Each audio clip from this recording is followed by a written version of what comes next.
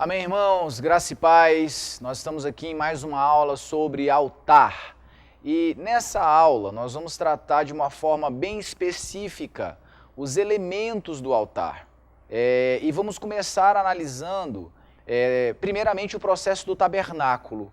Então, nós vamos entender um pouco esse mecanismo do tabernáculo dentro daquilo que Deus vem construindo no nosso coração acerca do altar.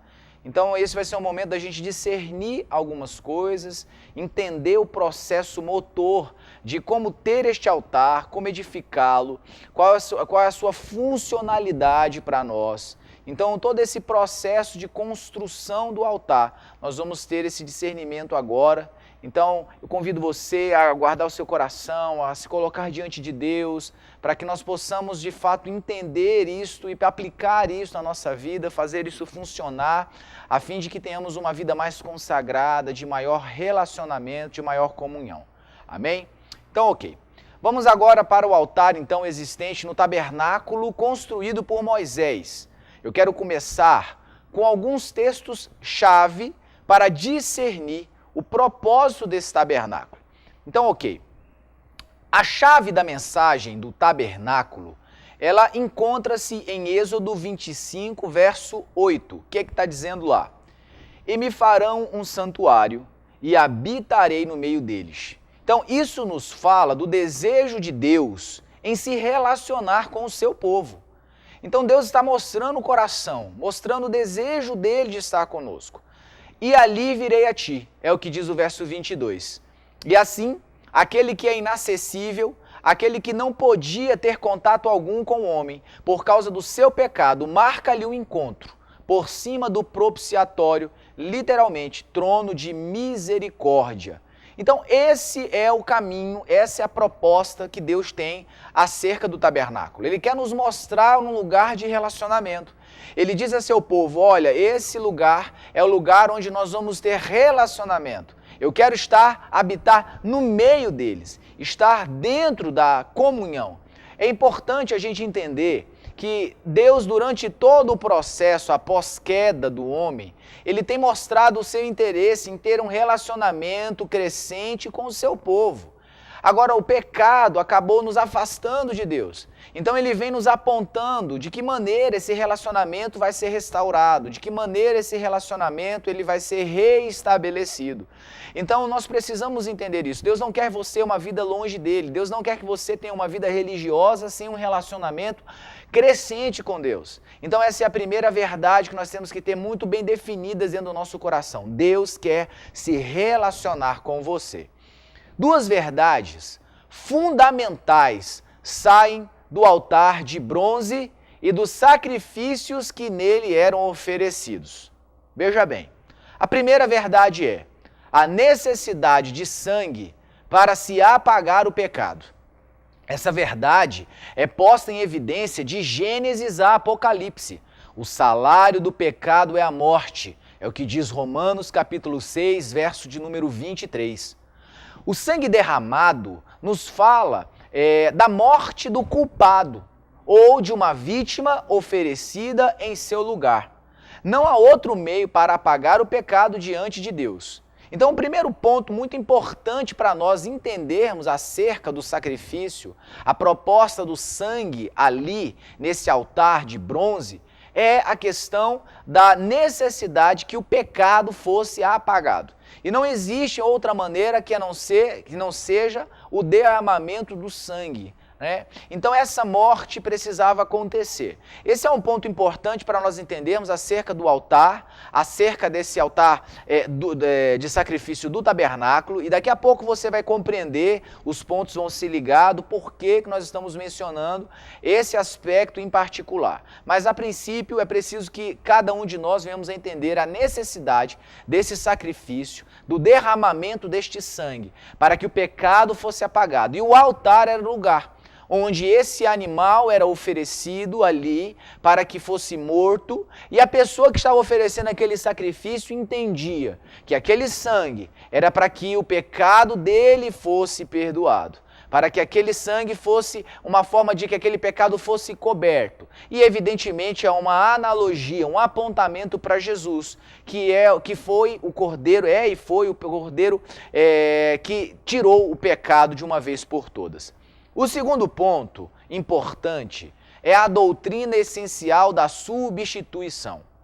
Segundo o pensamento de Deus, uma vítima sem defeito podia ser oferecida em lugar do culpado. Assim como o carneiro foi oferecido em lugar de Isaque, em Gênesis 22. O cordeiro da Páscoa que morreu em lugar do primogênito, em Êxodo 12. Cristo padeceu uma só vez pelos pecados, o justo pelos injustos. É o que diz 1 Pedro, capítulo 3, verso de número 18. Aquele que não conheceu pecado, Deus o fez pecado por nós. Então, essa substituição é algo fundamental do entendimento sobre o altar. Nesse altar de sacrifício, há uma substituição. Há uma substituição de alguém que tem uma culpa por alguém que é inocente.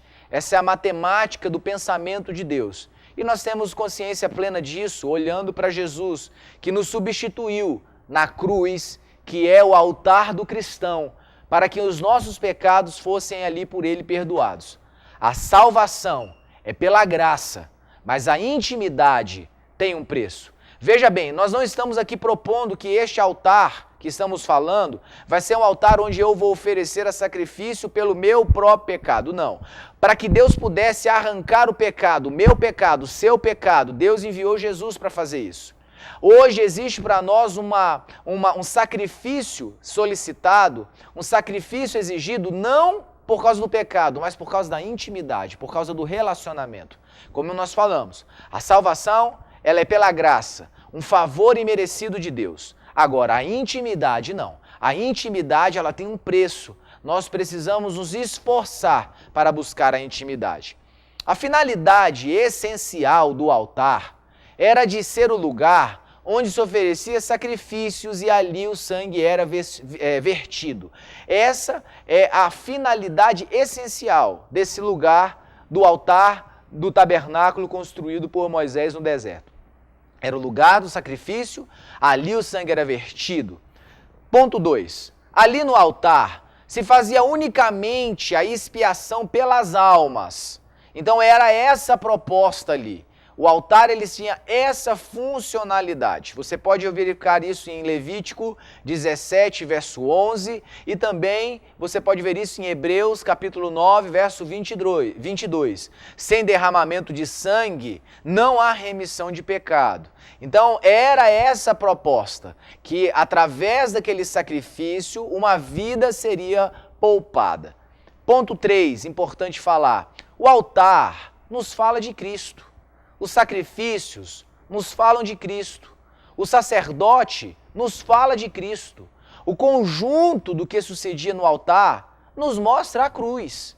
Então, todo esse processo do altar, da substituição, da remissão do pecado, tudo nos mostra Cristo, no seu sacrifício, na sua ação sacerdotal, como sumo sacerdote de Deus. Então, tudo nos aponta para o processo da cruz. Por essa razão, nós entendemos que o altar do cristão, hoje, é a cruz. E nós precisamos ter esse discernimento, para que algumas coisas comecem a se encaixar e a gente começa a discernir a razão de tanta superficialidade existente muitas vezes no meio cristão, por não entendermos a importância que existe na proposta do pecado. O altar de holocausto era feito de madeira de acácia e recoberto de bronze. O que isso significa? A madeira de acácia é muito resistente e de alta qualidade, representando o melhor da humanidade, que é Cristo. Então é um apontamento desse altar. Outra coisa, o bronze na Bíblia fala do julgamento de Deus, particularmente seu julgamento sobre nossas palavras e pensamentos de rebeldia contra Ele. Eu quero colocar para você analisar o texto de Números, capítulo 16, do verso 29 ao verso 40.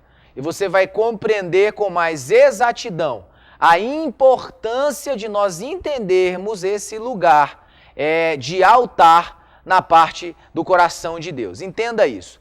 Então, esse bronze da Bíblia que fala sobre o julgamento, ele é muito importante, ok?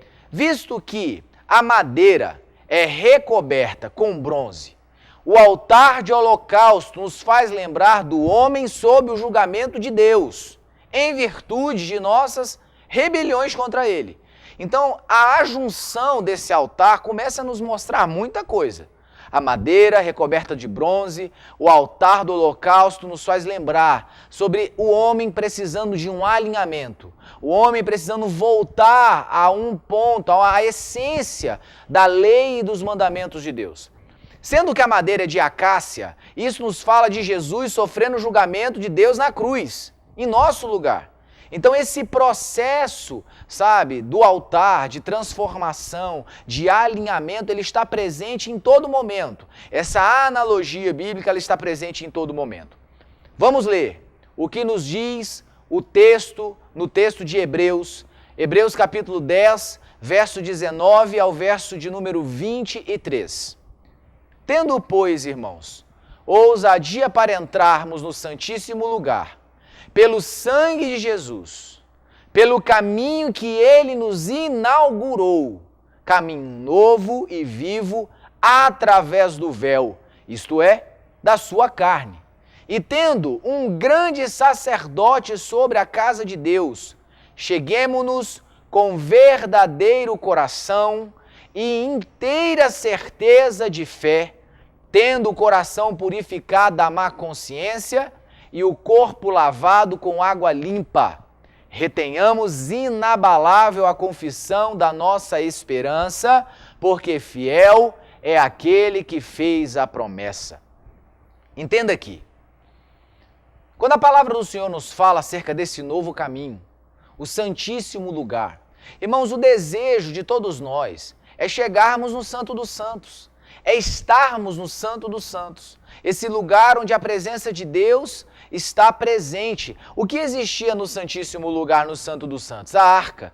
A arca representava, apontava, né, para a presença manifesta de Deus. Então é um lugar que nós desejamos estar. Esse lugar de comunhão, de intimidade, de proximidade de Deus, onde o poder de Deus se manifesta. Jesus, quando vai à cruz, então ali naquele momento o véu do templo se rasga, ou seja, o caminho para o Santo dos Santos está aberto. Nós podemos entrar nesse lugar através do sangue de Jesus, ou seja, esse sacrifício, esse sangue vertido que substituiu, hoje nos dá acesso a esse lugar de intimidade, de proximidade à presença de Deus. Quero concluir. Conclusão. Primeiro, o tabernáculo fala de relacionamento. Então, Deus quer intimidade conosco. Ele quer ser conhecido por nós. Grave isso no seu coração. Esse é o desejo de Deus. O tabernáculo foi uma revelação que Deus deu a Moisés, dizendo: eu quero estar no meio do meu povo. Eu quero poder me relacionar com o meu povo. Eu quero ensinar o meu povo que através do sacrifício eu vou restaurar esse distanciamento, eu vou restaurar a separação que houve entre nós. Mas eu também quero que eles entendam que existe um preço para que essa restauração aconteça.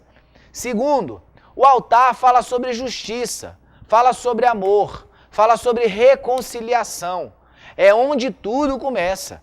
O altar, irmãos, é a primeira experiência que nós vamos ter com Deus, assim que entramos pela porta da salvação. Então ele vai falar sobre justiça. Deus está nos mostrando que ele não é um Deus que deixa as coisas passarem impunemente. Não, eu amo você, mas eu também sou justo. Na mesma proporção que eu sou amor, eu sou justiça. Um atributo de Deus não anula outro atributo. Então ele está nos mostrando que apesar do seu amor, ele precisa ser justo. Então o que ele faz? Ele nos reconcilia através do seu Filho Jesus. Então ali é onde tudo começa e essa é a percepção que nós temos que ter. Terceiro ponto, Jesus nos abriu o caminho através de seu sangue. A justiça foi feita. Através do seu amor, o perdão foi concedido. Através da reconciliação, a família de Deus foi restaurada, pois a todos quantos o receberam, deu-lhes o direito de se tornarem filhos de Deus. Está escrito em João, Evangelho de João, capítulo 1, verso 12. Então é isso, irmãos. Deus quer relacionamento conosco. Através de tudo que Ele fez, Ele está nos mostrando, através do altar, Ele está nos mostrando que Ele é justo, mas Ele nos ama e Ele quer nos reconciliar novamente com o Pai. Que Deus abençoe a sua vida e guarde o seu coração na sua palavra, em nome de Jesus.